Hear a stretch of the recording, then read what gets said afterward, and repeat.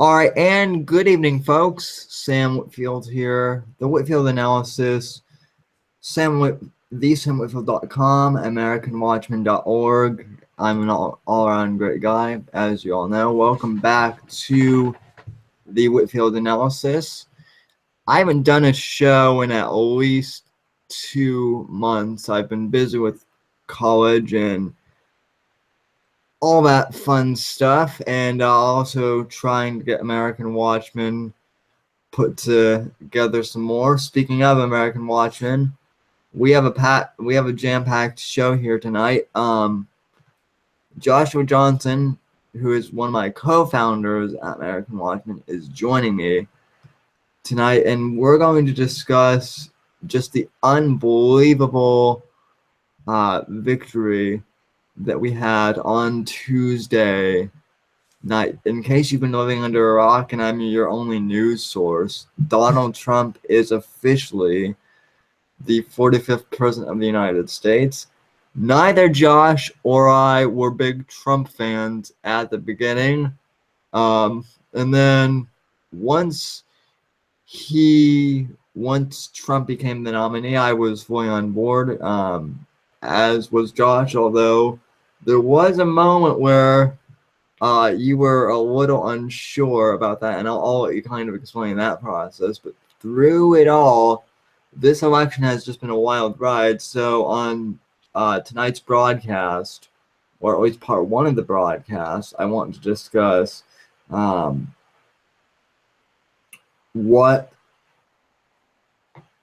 our reaction to the victory is and just how crazy this election is. We're also going to be talking about how this nation, rather than coming together, the left seems to be pushing even more hate. There are riots in town. Plus, we're going to be covering a video that has now gone viral on Breitbart, thank God. But there's that video of a young black man being abused by his mother for voting Trump in a mock election. We'll be covering that. And then we'll also be covering what the conservative movement and the Republican Party needs to do from here on out to ensure future victories and to ensure stability in the party. But first of all, Josh, how are you doing tonight, sir? Well, I'm doing pretty fantastic. I'm excited to make America great again. I'm very excited to make America great again, as well. So, first off, my friend, from your side of things, would you care to recount Tuesday night as you saw it? Because just to give people a little context, you and Adam and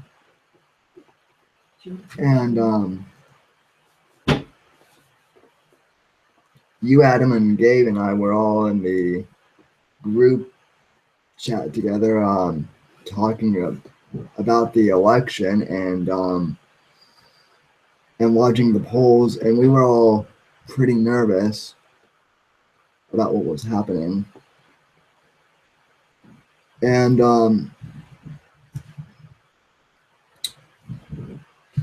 then things kind of turned around. So what do you think happened? Well, on my end anyway, we were sitting in the American Watchman board discussion for the evening. I did not watch the actual returns coming in on a television. I don't like watching them on there because for me it gets distracting because they keep on pressing the map over and over again and changing the states to see who needs to win what, and I just like to see things as they're happening. So I was on Google the entire time watching a live map, which they updated every 30 seconds.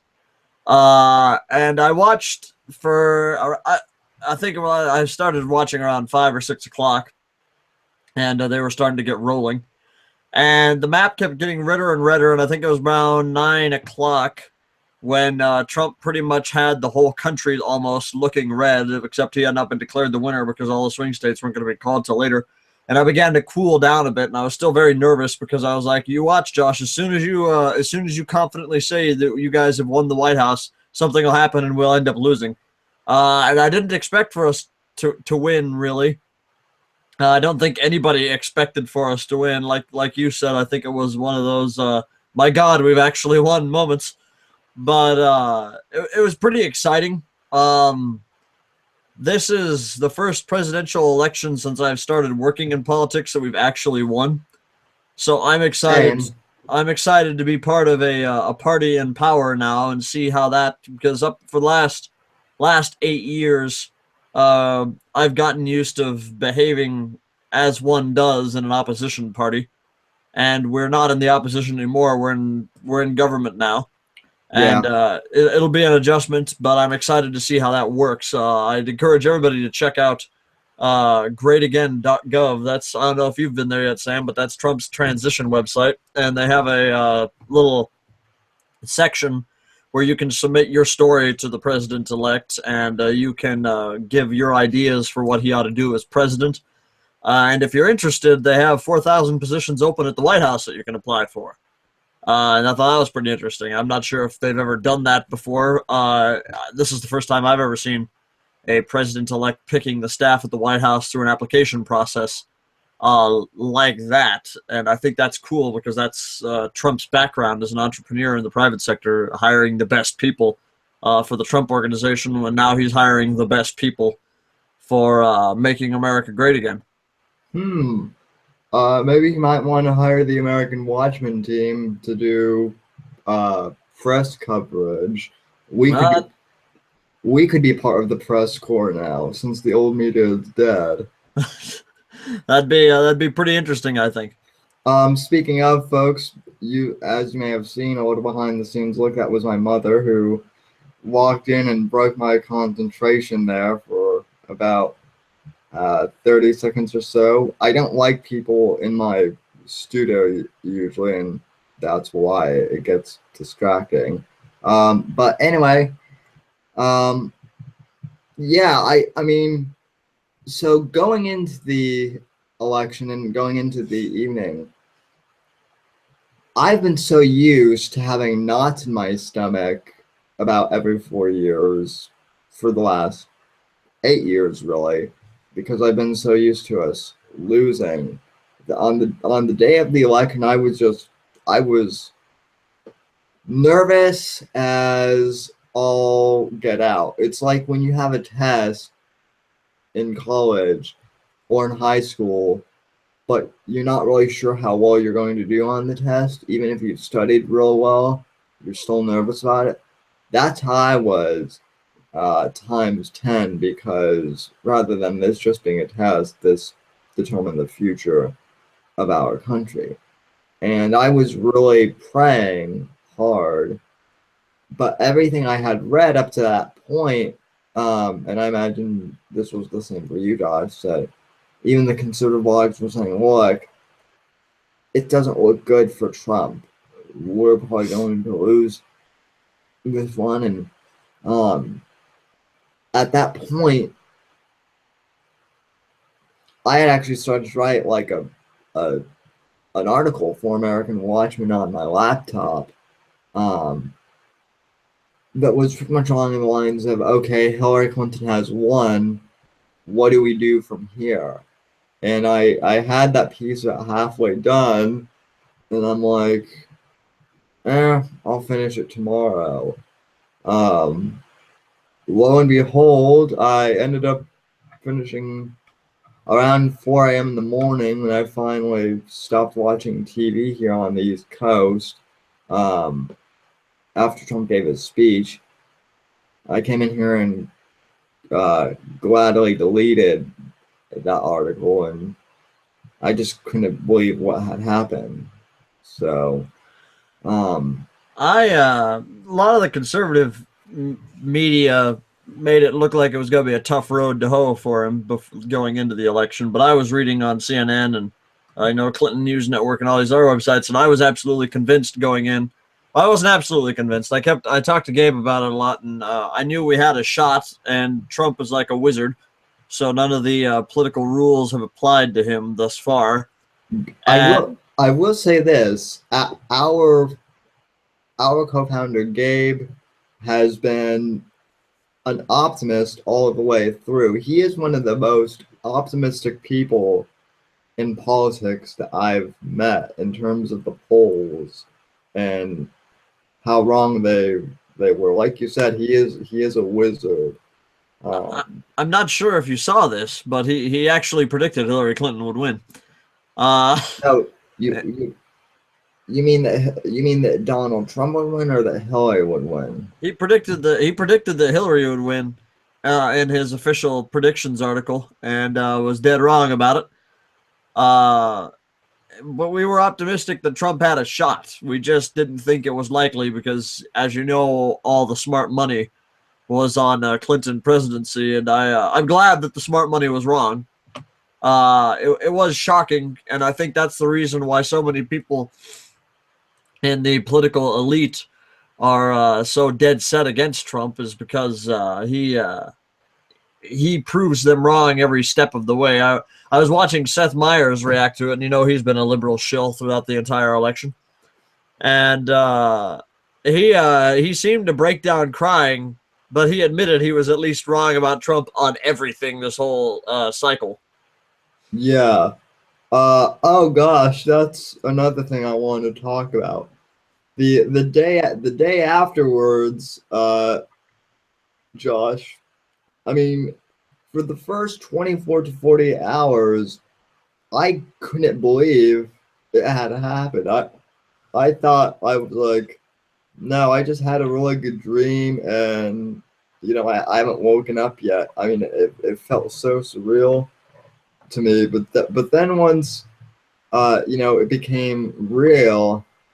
Watching all these liberal celebrities literally break down and cry, and a lot of them promised to leave too, like Miley Cyrus and Whoopi Goldberg, and I'm waiting for when they're getting their plane tickets to God knows wherever they go.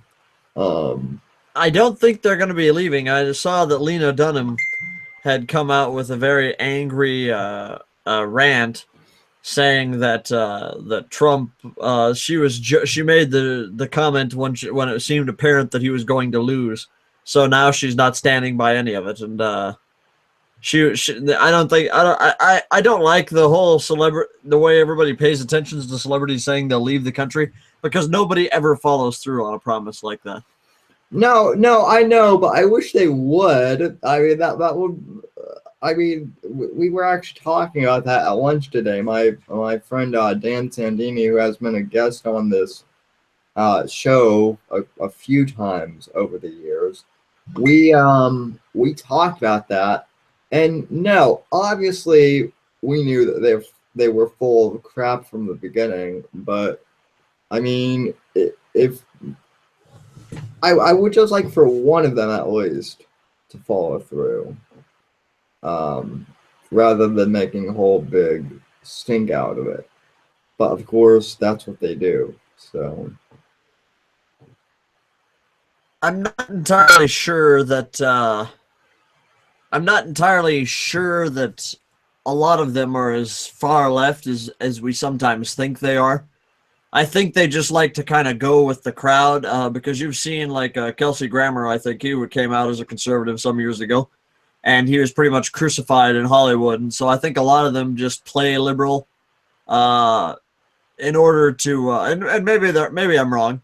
I'm gonna say I'm wrong. Maybe I could be wrong about a lot more things from now on, because nobody thought Trump would win. So I'm never going to say never again in politics after this election, because apparently, especially when Trump is involved, anything could happen. And so I could be wrong on this, but I don't think that everybody in Hollywood is super liberal. I think they're just kind of forced into being that way by the PC police. yeah, probably.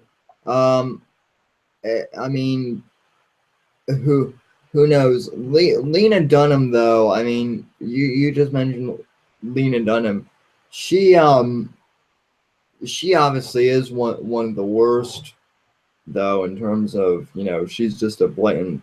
Does she star? I've only ever heard of her in a political context. Does she have anything to do with like movies or acting, or I've never seen a movie with her in it. I've only ever heard about her as a political activist. She's in an HBO. I wouldn't even call it really. Well, it's supposed to be a sitcom.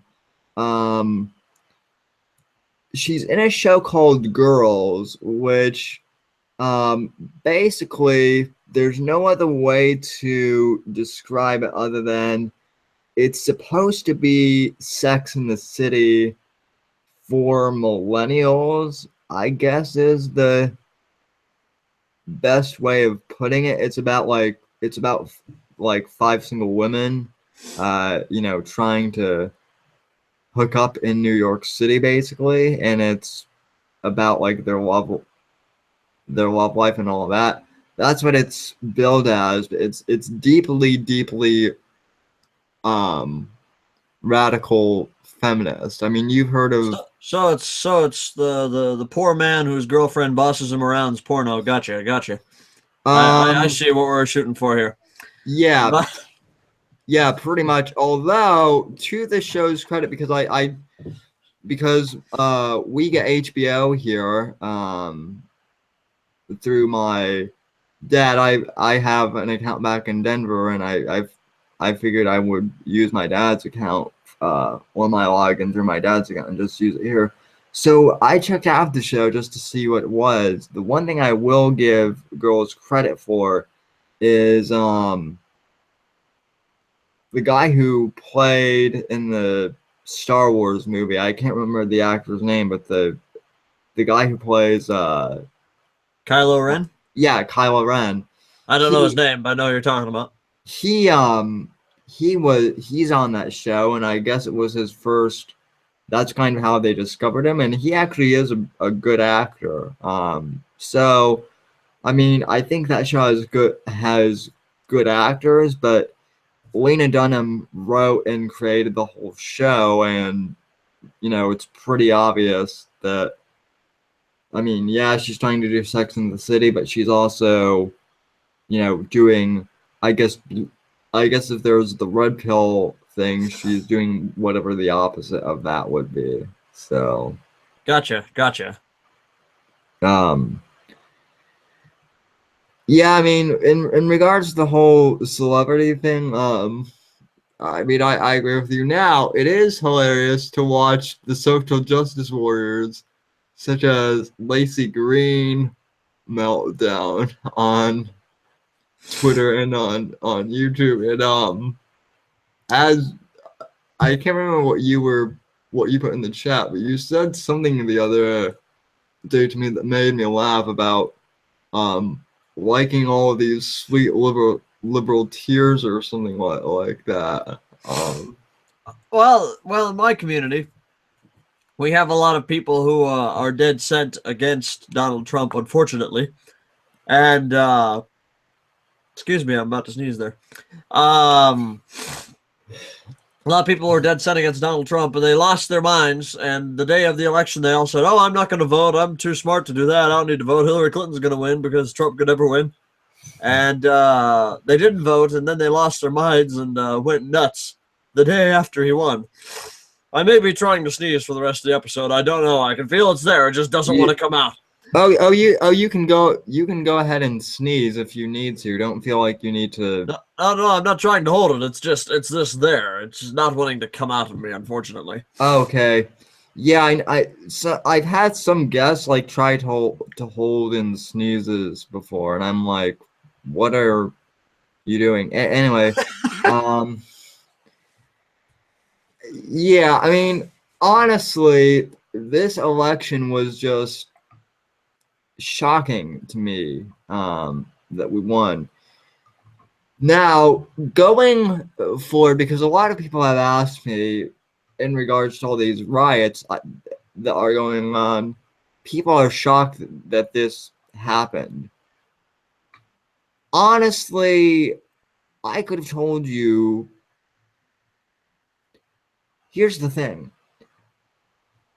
If Donald Trump wasn't the nominee, if Marco Rubio or Ted Cruz would have gotten the nomination instead of Trump, if they would have won, let's suppose all things equal that the Republican Party still won under Ted Cruz or Marco Rubio, people would still be rioting in the streets. The left would still be flipping out and burning cars, and doing all of the crazy stuff. So the riots really don't shock me at all.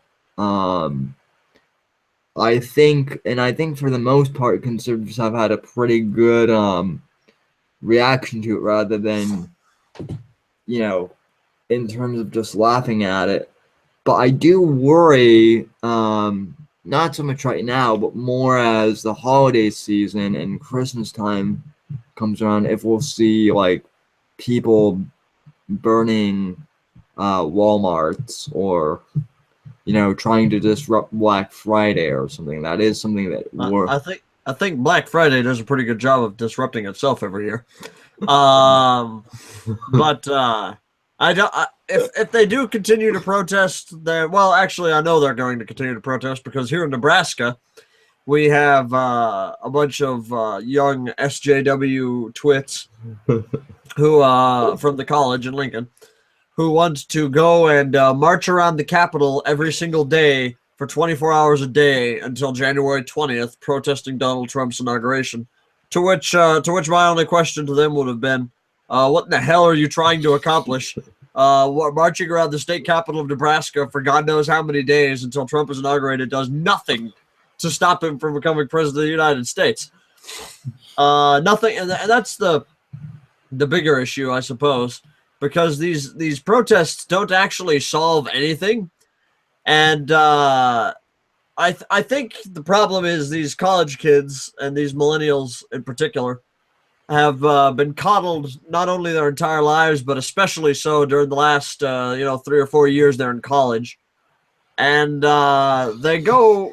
I mean, you know what I'm talking about. They get safe spaces and they get whatever they want every time they throw a fit or have a protest on campus, because the liberal staff decide to cave into them all the time.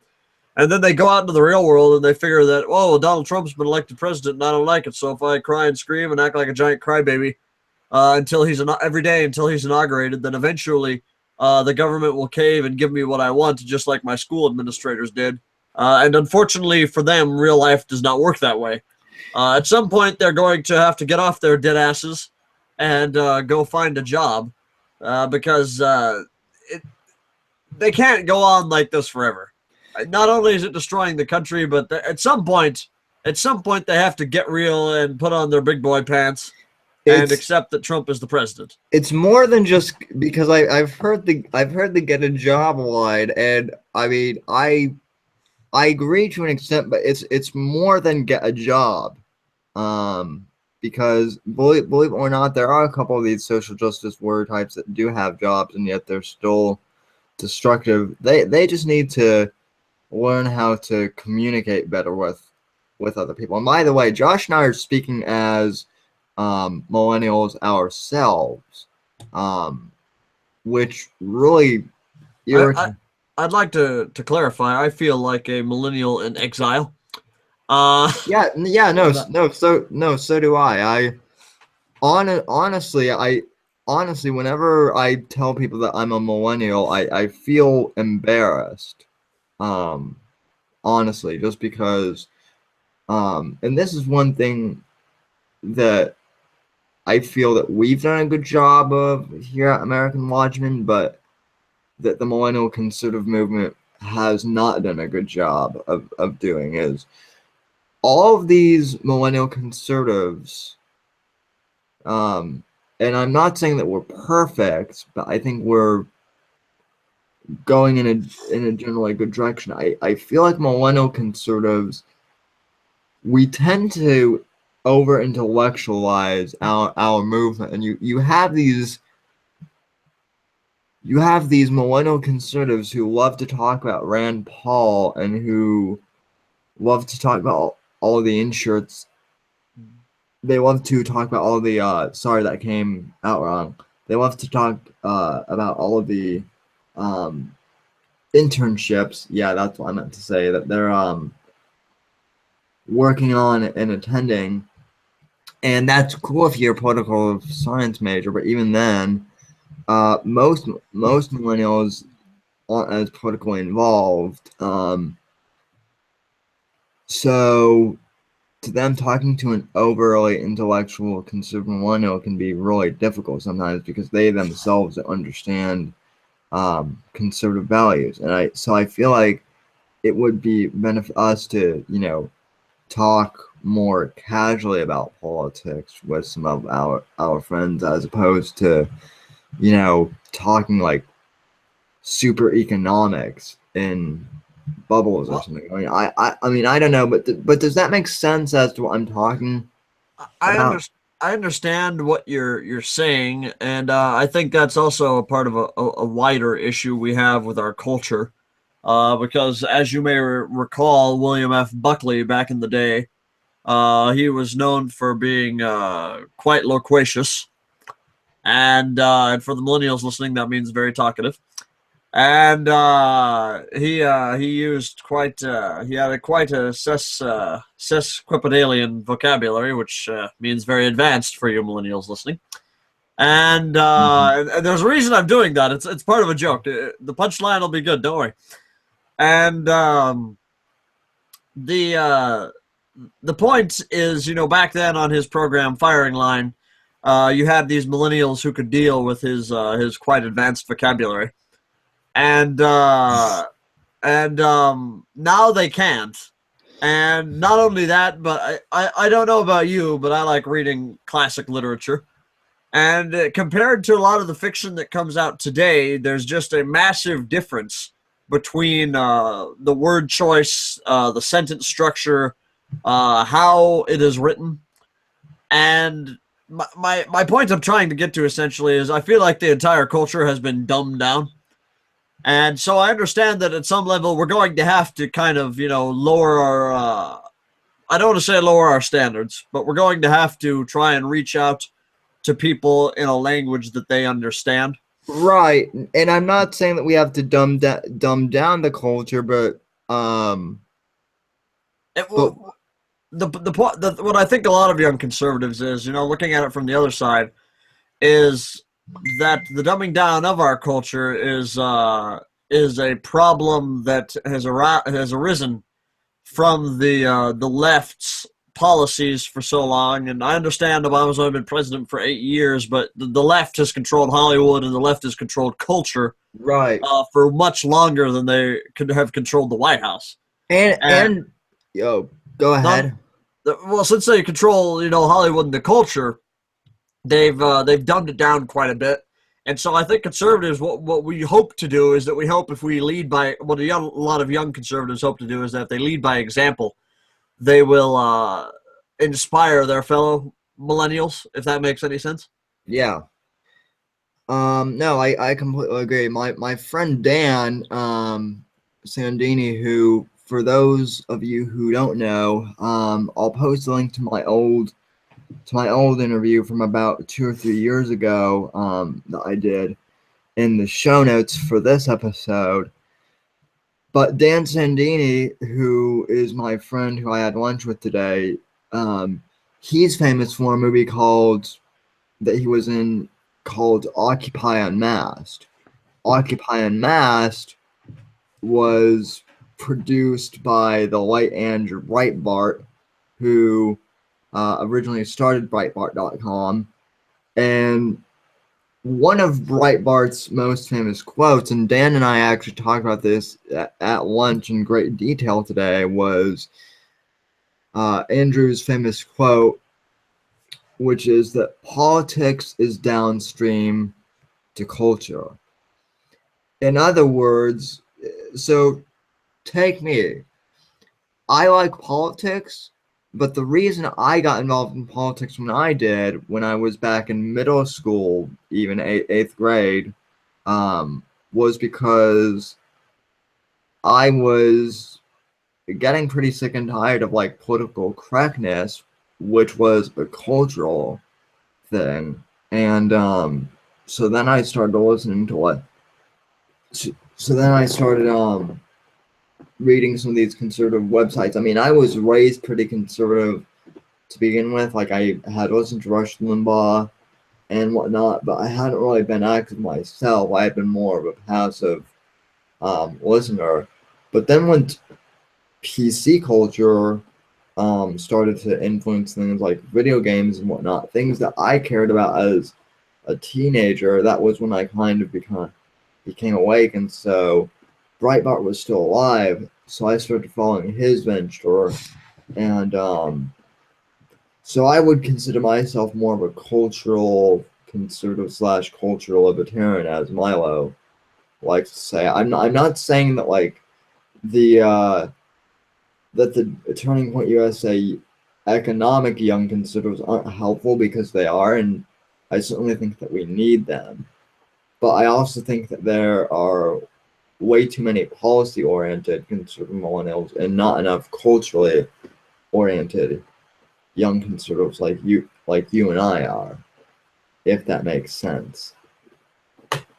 I'd say it makes sense. I would say, I guess, the way you phrased it there is that there were too many policy conservative oriented millennials.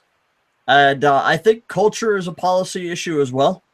Mm-hmm. Uh, and what I mean by that is it's kind of difficult because it's a very fine line of trying to legislate on anything cultural, because before you know it, you've become the culture police or whatever, and you're having people locked up for saying the F word on television. But Right. but at the same time, there is some things we can do. I mean, for example, Game of Thrones. I've never watched the program. I have read about it quite a bit. I've never read the books. Uh, but from what to my understanding, there's a lot of nudity and sexual I mean, did you see Titanic when it first came? The Um. old Titanic, the one with Kate Winslet or whatever her name is, that redhead. Yeah. I mean, I saw. I And, mean, I saw it. It was a long time ago, but and at the time, there was the scene where she strips naked, and Jack paints her like one of his French girls. And at the time, that was so racy. She took her top off in 1991 or whatever, and everybody lost their minds. But now on, and that was in the movie theater. That wasn't even on television. And of course, there were the late night pornographic stations for the men that visited hotels or whatever. But normal television, you didn't see that kind of stuff, and now you have these gratuitous sex scenes on shows like Game of Thrones, and there is no, and I understand there's a very fine line before you start legislating morality, but I do think there are some policy things we can do, with the FCC in regards to that. But a lot of cultural issues, it's just an issue of working from the bottom up instead of the top down. We have to change how people think about these issues and how they act as a result of their beliefs. For example, if everybody's going out and buying Game of Thrones porn, then of course Hollywood's going to make more Game of Thrones porn, and they're not going to ever stop doing it. So if you want to have a more culturally conservative media, you have to influence. Well, it's two pronged. One, you have to influence the consumers to be more conservative and to be more selective in what they're willing to consume. And B, and you've talked about this a lot, Sam. Two, is that you'd have to get more conservatives working in Hollywood. And I've seen a lot of people like Glenn Beck piss away billions of dollars on programs of theirs trying to, he tried to become the conservative Walt Disney and start his own conservative media empire. And now, as you can see, the Blaze is hemorrhaging billions of dollars because he tried turning it from a news website into a conservative entertainment company, and it just doesn't work like that. If you want well, to make the media more conservative, you have to have conservatives going into the media, becoming actors, becoming directors, becoming producers.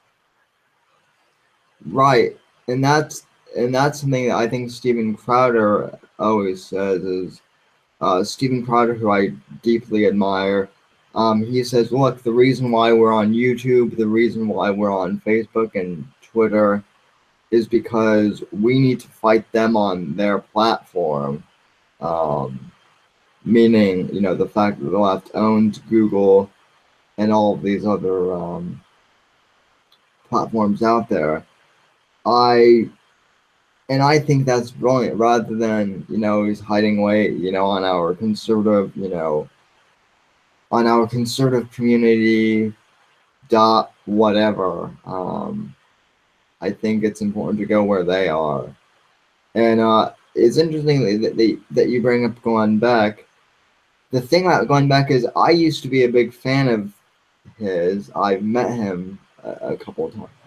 I met him once, and I used to email him, and I think I called into his show once a long time ago.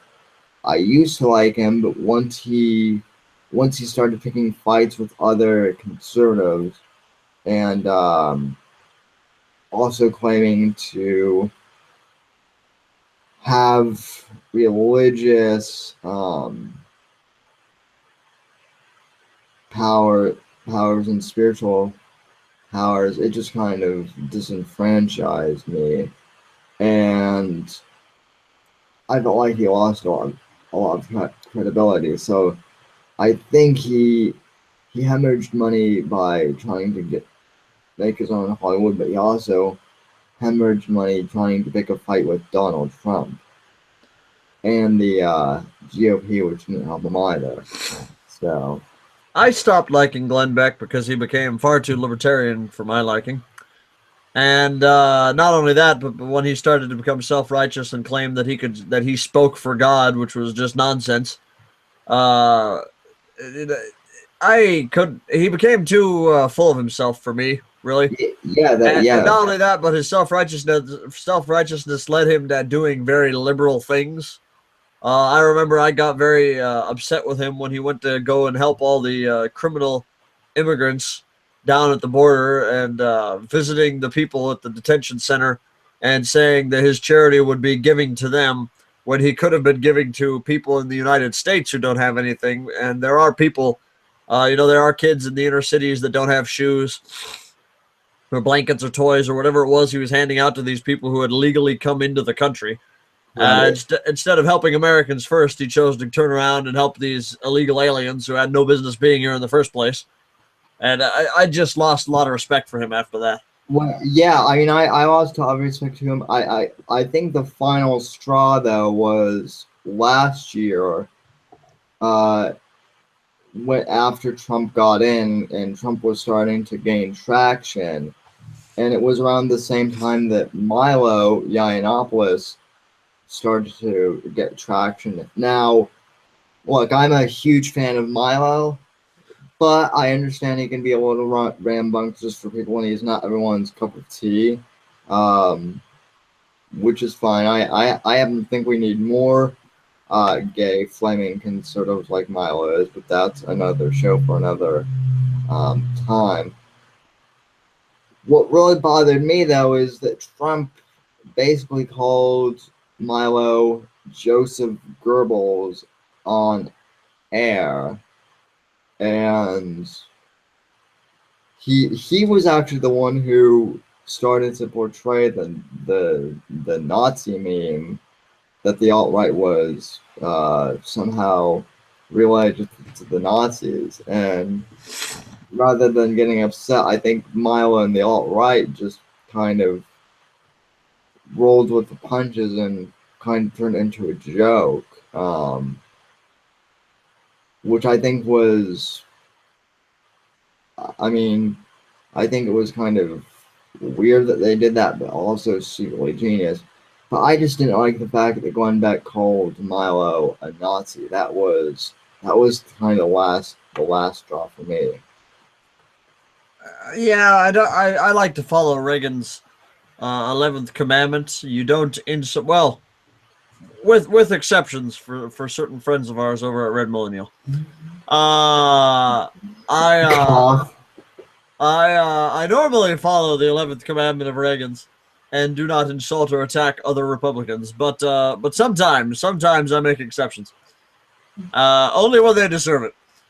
And yeah, I guess I could see, that, and especially when you start using the left's line of attack, which is what it sounded like Beck did. I didn't know that he called Milo that. I stopped paying attention to him about a year ago. He became too irrelevant for my tastes.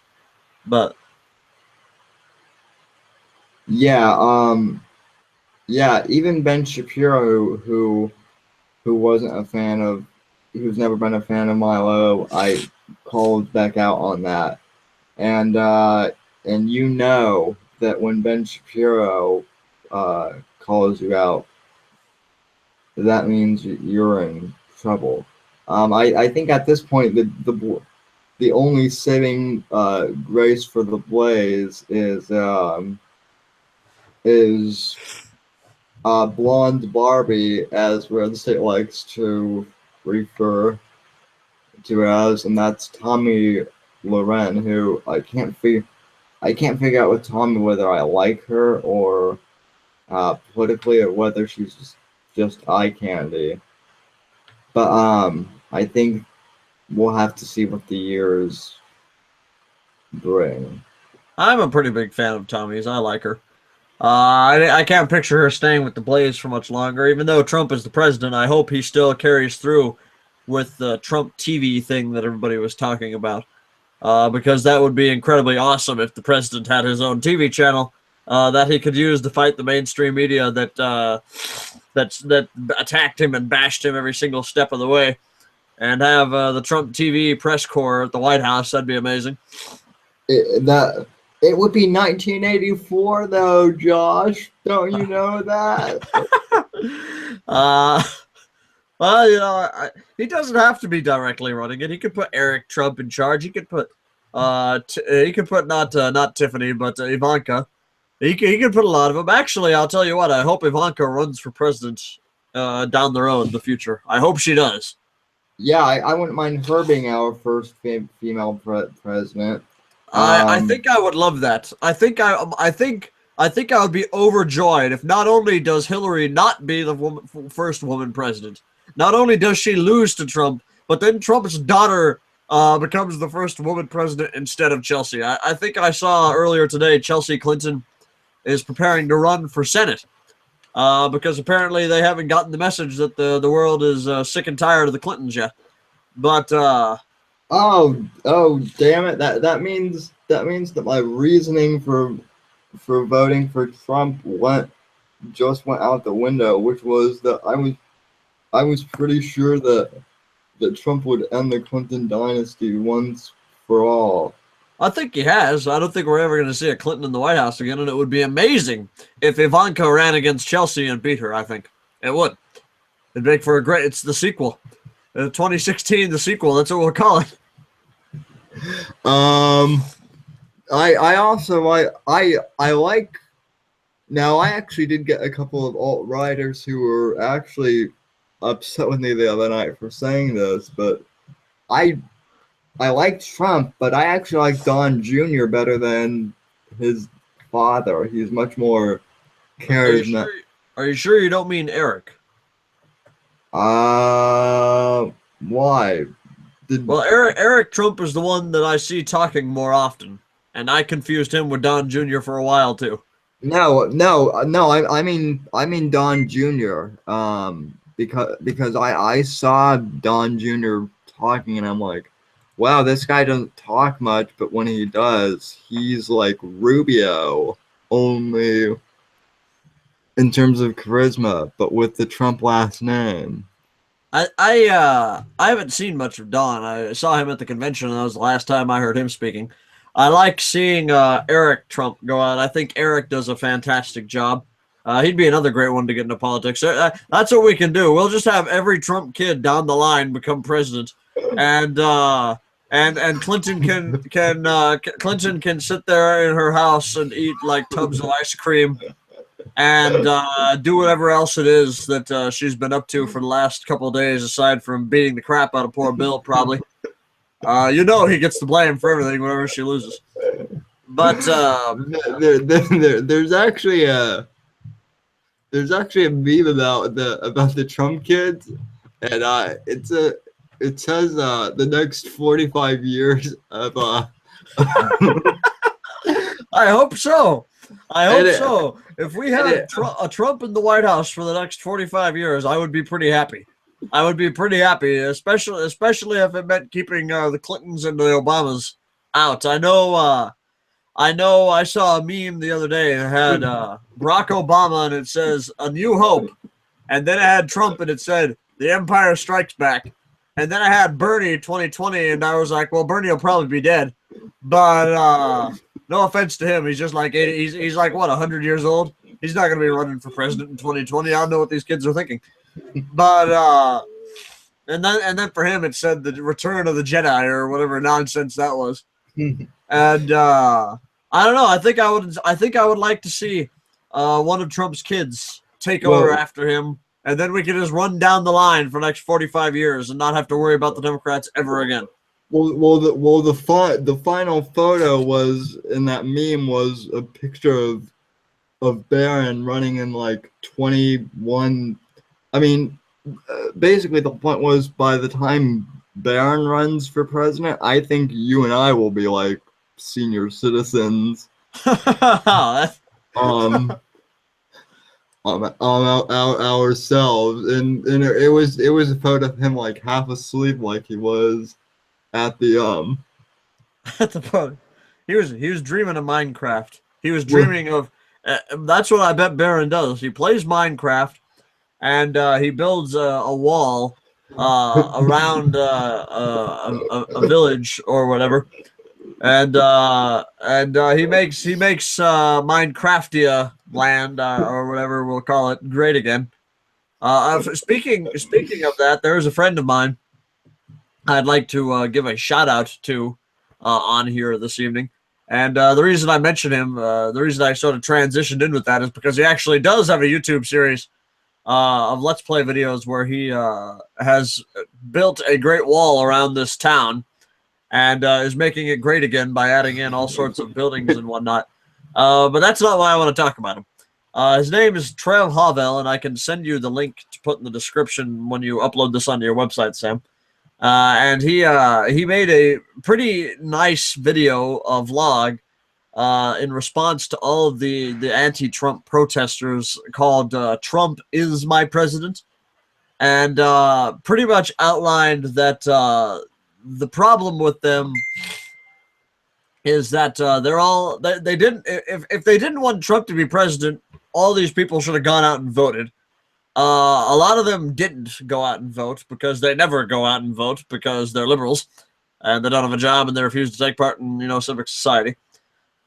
And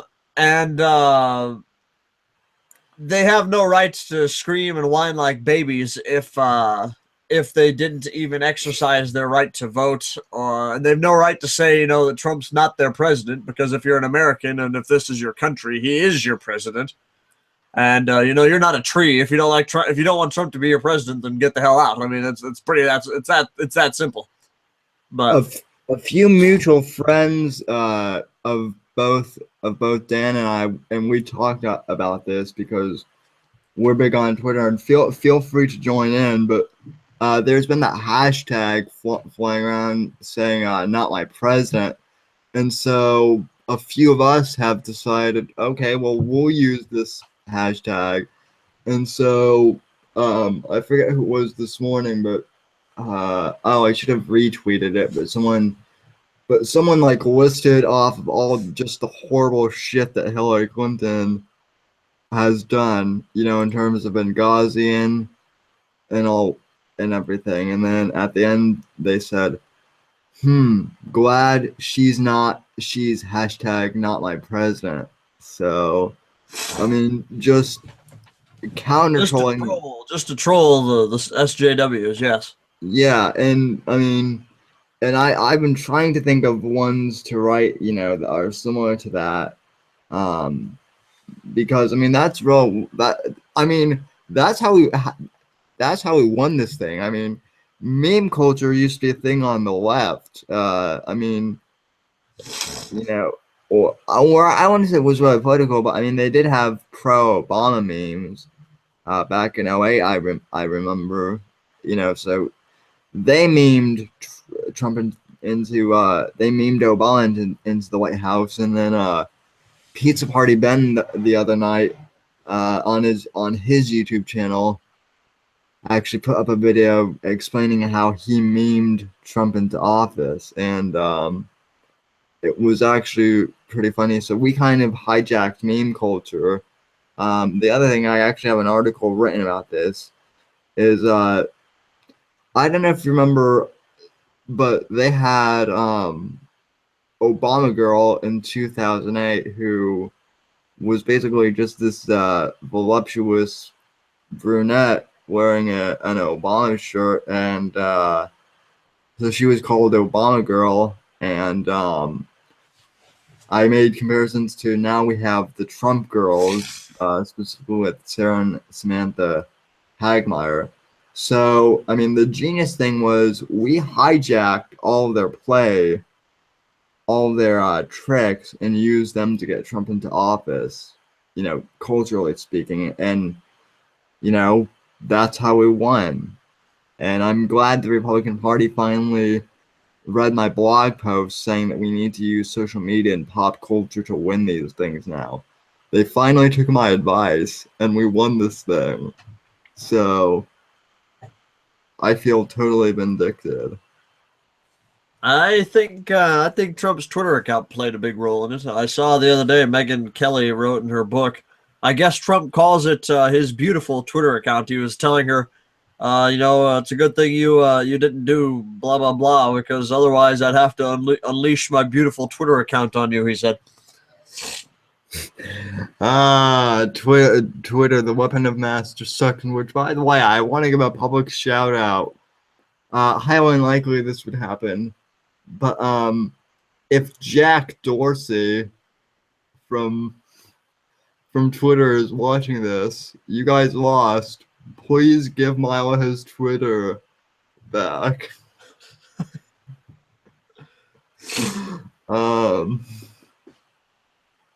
So I just had to make that little announcement.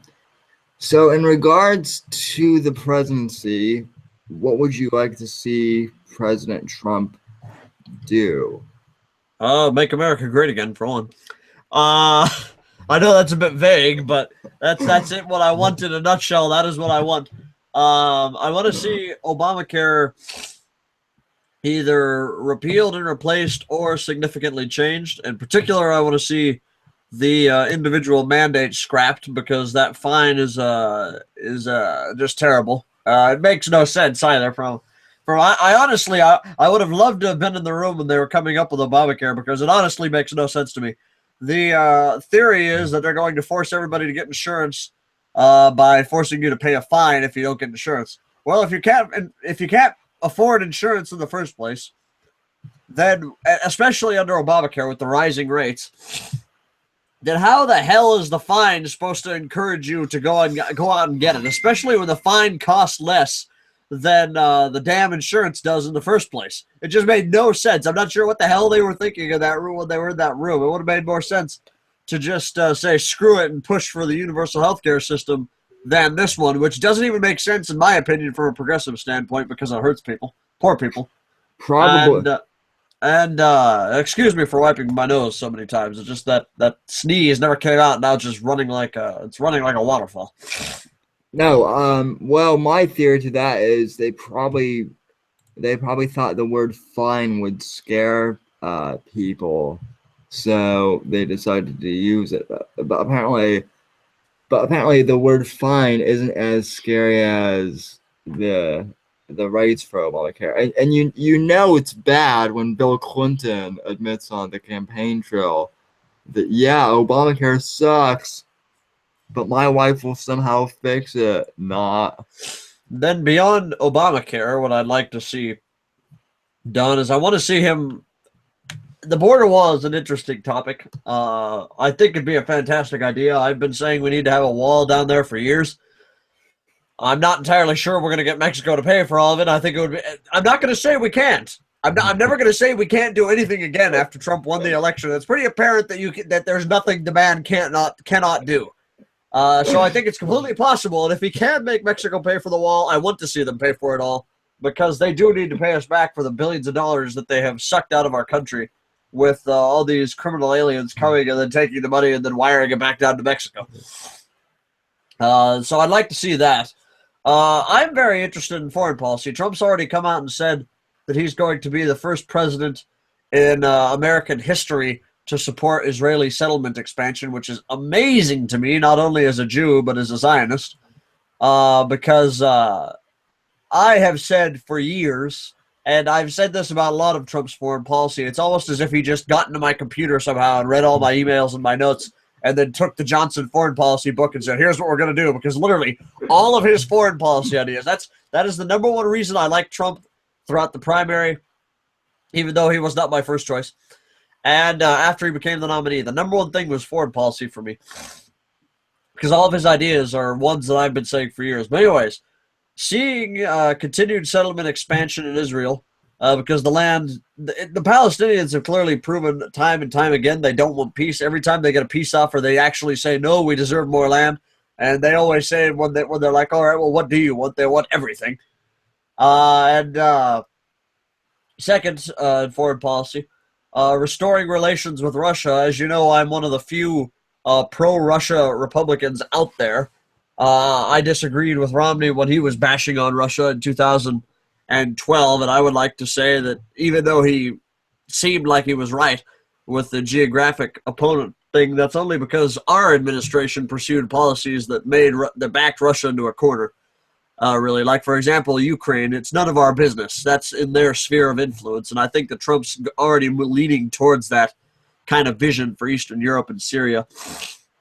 Which leads me to the third thing in foreign policy. If my nose will calm down, I feel like I'm coming down with a cold or something in the middle of this podcast. Third thing on Syria, I'm glad that that Trump said that we need to work with the Syrian government and the Russian government to fight ISIS, because they're doing more than we have during the last couple of years. And in regards to China, China is, I think, our real geopolitical opponent, and they're far more. They're a much bigger threat than Russia ever could be. They have a bigger military, more equipped military, and their currency manipulators, and they stab us in the back all the time. So that's what I really want to see. I'm really excited for his foreign policy. In terms of domestic policy too, I want him to be the law and order president and that he campaigned to be, because I've always identified as a law and order Republican, because I'm a huge Nixon fan. As you know, I have a little bust of him back up there on my entertainment center. It used to be on top of my desk here. I might move it there again. But I'm a huge Nixon fan, and he was He was the first law and order president, and who campaigned this one. And so I'd really like to see Trump do that and put the BLM terrorists in their place and restore respect and safety for our law enforcement officers. Yeah, I completely agree. I in terms of what I want on foreign policy, basically everything you just said. Because I mean, I think the Johnson foreign policy is brilliant, and I'm not trying to kiss your ass. I just think it is. Just to clarify, the Josh Johnson foreign policy. If you say that the Johnson foreign policy is brilliant, everybody will think you're talking about Gary Johnson, and then they'll look at you like you're crazy. But oh yeah, the Josh. What is Aleppo? What world leaders can I name? I don't know. But, it was terrible. I don't know. I hated Gary Johnson, and I hated the Libertarian Party. And I have for years. I do not care for them, but he's just the absolute worst. And the way they tried to spin it for him too. After Gary Johnson couldn't even name a single world leader, and their actual bullshit excuse was, well, they're all socialists anyway. And I know that the people who were saying that knew it was false. I know that they knew it was false because I've talked to some of them, and they all admire Netanyahu, for example. And I'm like, so Netanyahu is suddenly a socialist, huh? But yeah, it's don't even get me started on Gary Johnson. The man will make me blow a gasket. I'll have a heart attack on air. It'll be terrible. But speaking of heart attacks, he imitated having one on air. Like he didn't have one. I saw that. Yeah, and I was just like, I showed that to my mother, and she was just like, she was just like, wow, and walked out of the room, which is pretty much what Gary Johnson does to people. I mean, there are no words for just. I don't know if it's if he's really just that crazy, or if it's an act. And if it is an act, then it is a colossally stupid one for a man who constantly seems to lose his mind when people question his ability to win the presidency and blow in. You've seen it. He blows up at reporters when they're like, well, you have no chance of winning. And then he loses his mind and gets angry at them and acts like he's a serious candidate. But then he turns around and does all this crazy nonsense and wonders why he can't win. Well, and then people say, well, Trump blows gaskets too, and he yells at reporters too, and Gary Johnson is just being passionate, same as Donald Trump. And I'm like, the difference is that Donald Trump actually has a plan and policies, and all Gary Johnson has is vague, oh, well, I'm going to let the states decide it, or I'll get the government out of it, and they're all cop-out answers. That's what I like about the Libertarian Party. They do not have any answers. Their platform pretty much boils down to saying we'll let the states decide over and over again, which is a cop-out. And yeah, it's just. I don't know if you heard my last episode that I did 2 months ago of the full podcast with Josh Lakesh, who hangs out with Milo. But Josh, you can follow him on Twitter at Josh is a mess. He and I were talking, and he's pretty much a libertarian, but he said the Libertarian Party has done such a poor job of talking about serious issues that they're never going to become relevant ever. He said, I'm a libertarian, but I would like to talk about serious libertarian issues, as opposed to these libertarians who get up at the convention, literally stark naked, and say that we shouldn't be required to wear clothing in public. Like, I know what you're talking about too. I remember that. And the one thing is, it wasn't even a good-looking guy. It was like some fat guy with a beard. He took his shirt off and started jiggling around on stage. It was like, and they gave him a standing ovation too, which made it even worse. But yeah. So Gary Johnson isn't. Although I still would have picked Gary Johnson over Hillary Clinton if he had been the choice, but thank God it wasn't. So I don't know. I think I just give up on life and leave the country then. Yeah.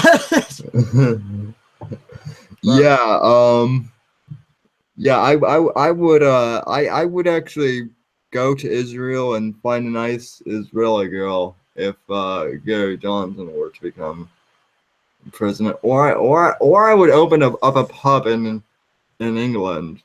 Not sure which. Which, by the way, did you see the photo of Nigel Farage and Trump today? Yes, I've heard quite a bit about Mr. Brexit and Trump lately. I love Nigel Farage. First off, he's a massive inspiration to me. And I'm jealous of all my friends. It seems like I'm the only person in my circle of political friends who has not had the opportunity to meet this man yet. And one day. I've heard a rumor, and I've not had time to dig and see if this is true, but it would be awesome if it is that Farage wants to become an American citizen so that Trump can appoint him as his ambassador to the European Union. which I think would be absolutely hilarious because Jean-Claude Juncker, the president of the European Union, was so happy when Farage was in the European Parliament for his final day, and I remember he turned to him and he's like, "I'm glad." He said something to the effect of, "I'm glad I will never have to speak to you again." And so if Farage came back as the ambassador for the United States, and Farage and Juncker had to deal with him all over again, that would just be hilarious.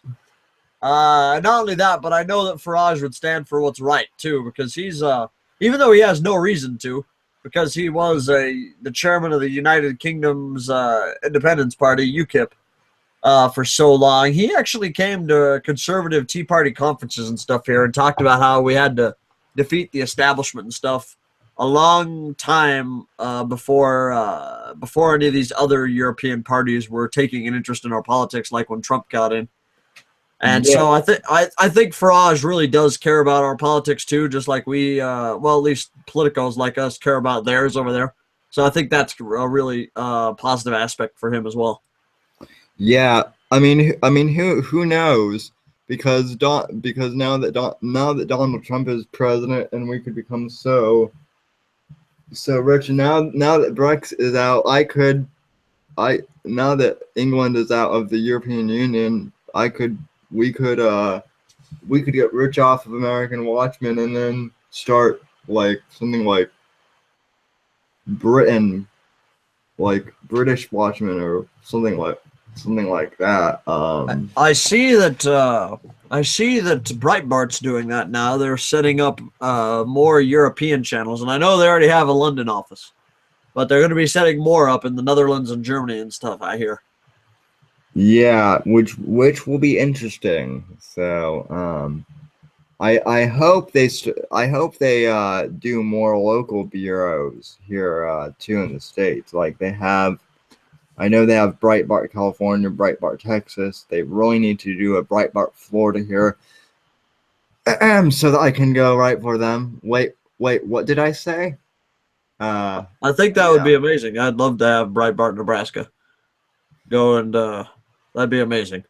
yeah, yeah, and I think that's what they would do, what they should do.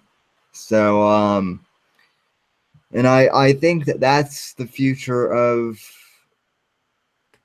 conservatism. I think that we just need to keep on, bring more people into the movement. More gay conservatives, more um, African American conservatives. Although that doesn't seem to really be a problem as much as I thought it would be. There are actually more African American conservatives now than I had originally thought. So it's no longer an anomaly. Um, Now, in regards to the Never Trumpers, do you think that we should try and reconcile with them, or what's your position on that? I think the question is, do they think that they should reconciliate with us? Because as far as I have been able to see, pro-Trump conservatives have, in my personal experience, never said, "Hey, get out," to never Trump people. We've always said consistently to them, "Hey, unite with us. Come back home, Johnny," so to speak. To the prodigal son. That's how I see them, kind of, and we're waiting with open arms for them to come back. Whether or not they want to come back is, I Yeah, think, the question. I've not seen any pro-Trump conservative saying that we should cut them out of the movement or anything like they have said about us. We've been much more open-minded towards them than they have been to us, I think. right. No, no, I would agree. And I would hope that I actually want to give a shout out to Stephen Perkins from Outset Magazine. I know that originally he was Never Trump, but he's now that Trump is president, he and I were talking on Facebook, and we both agree that the movements need to come together. So I'm hoping he'll kind of be the bridge between the Never Trump and the pro Trump, which again I don't think should be that hard because we never rejected them. Um, And I think we should also allow our prodigal daughters to return to the movement as well. Although that ship may have sailed if what I'm seeing on social media is true. Uh, I guess I'm not following. Are you referring to certain people we knew at Red Millennial? yes. Okay, Um, okay, I understand what you're saying now. so, um, but yeah, I mean, I think you're right. I mean, it's up to them at this point. The ball is in their court. So, um, any other topics you would like to cover?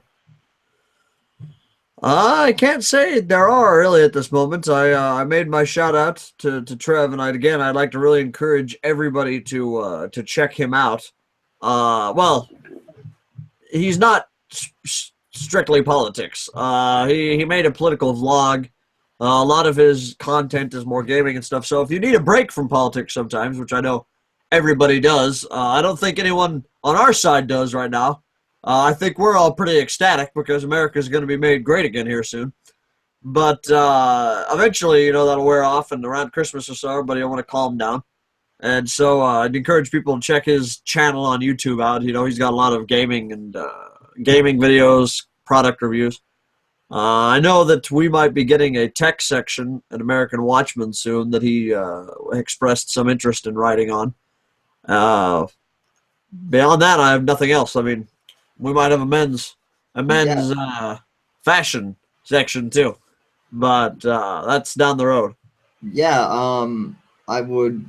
Yeah, that might be a thing too. Josh and I are both often complimented on how well we dress. FFL, future female leaders.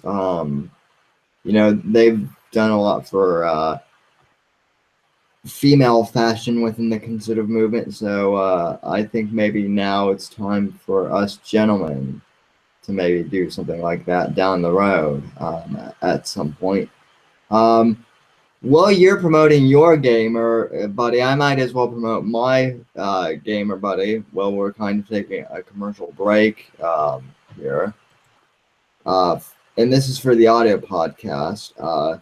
My friend Matt Dallas, who used to be a member of Next Gen Conservative, which was the organization I used to run, he has officially dropped out of politics as a blogger. He still does do some political commentary on Facebook, but he has started doing a Call of Duty channel where he reviews everything Call of Duty. And so, if you would like to follow his channel, I believe on Twitter, you can follow him on Twitter at like Matt Dallas Gaming, and you can find his YouTube channel from there. So I fulfilled my obligations to my gamer buddy. You fulfilled your obligations to your gamer buddy, and anyway, Josh, I want to thank you for coming on the show, and folks, we'll be right back with Aaron, Aaron in our next segment. So thank you very much, and I'll talk to you guys later.